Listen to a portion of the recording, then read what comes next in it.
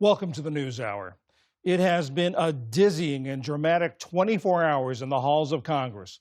Early this morning, the Senate unanimously passed a plan to immediately end the shutdown for most of the Department of Homeland Security. But within hours, House Speaker Mike Johnson rejected it because it didn't include money for ICE and Border Patrol. Now, House Republicans are pursuing a different approach and risking a longer shutdown. Meanwhile, President Trump took executive action to pay one group, TSA workers at airports. Congressional correspondent Lisa Desjardins is here to help us understand all this, if we can't understand it. The TSA workers are really ones that this has been focused on a lot. So what happens to them in this? Let's start with them. They haven't been paid yet, but as you said, President Trump signed that executive order today. He would use money that was passed last year borrow it from the One Big Beautiful Bill Act. The TSA tells us that they expect those workers to be paid by Monday. Now, of course, all this speaks to those long lines that Americans have been seeing at some airports. We do know there's a permanent effect. Some 500 TSA workers have quit the job altogether so far. One of our senior producers spoke to TSA union operative, an officer named Johnny Jones. He said that they are appreciative, but no one's counting on this money until it actually appears in their bank accounts. In addition, Jones told our producer, Murray Jacobson, that they were stunned to realize that President Trump could have done this. This is the same kind of money he's used to already pay military members of the Coast Guard. And one more thing, Jones said they are all tired of being used as what they feel is as pawns. You know, we started the day thinking this had been settled, that there was a deal. What happened? Okay, let me take you through this. 2:30 in the morning this morning, a rainbow suddenly appeared over the United States Senate, as it happens. Behind-the-scenes work had led to this deal, and the Senate unanimously agreed on this deal that would fund most of DHS, 3/4 of it, everything but ICE and Border Patrol. And at that time, the funding formula that they passed was exactly what Democrats wanted, but Democrats did not get any of the reforms that they wanted, which is something that Senate Leader Thune stressed. We could be standing here right now passing a funding bill with a list of reforms if Democrats had made the smallest effort to actually reach an agreement. But they didn't. Because it's now clear to everyone, Democrats didn't actually want a solution. They wanted an issue.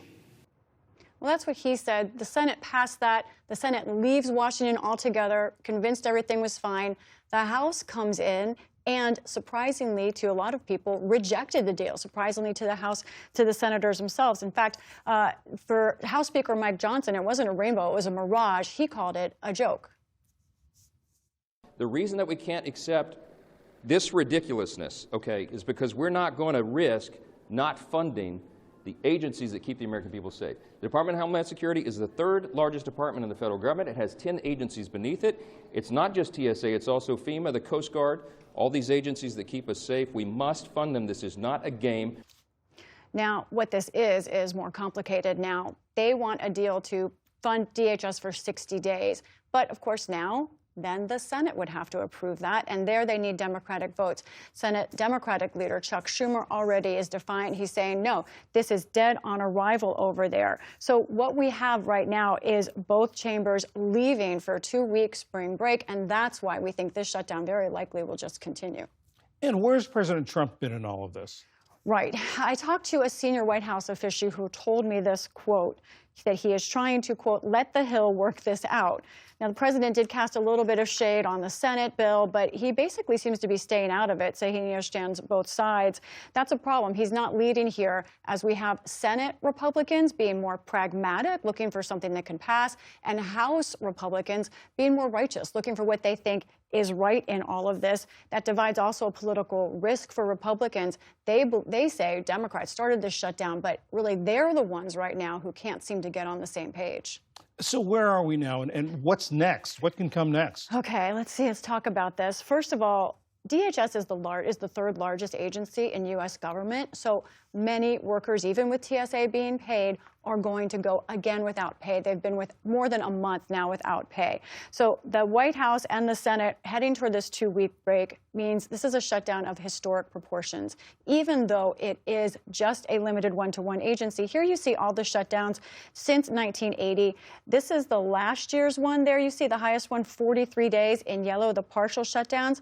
The current one, 40 days. Now, let's see what happens if we go this 2-week recess without any deal, which is where we are right now. Then we have the longest shutdown in American history. Even though it's one agency, it's a very large one.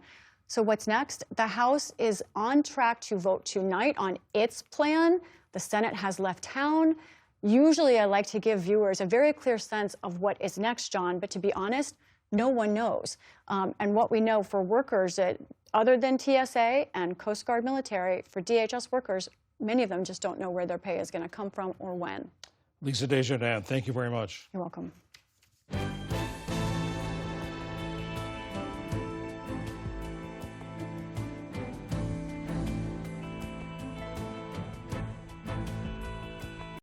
Support journalism you trust. Support PBS News. Donate now, or even better, start a monthly contribution today.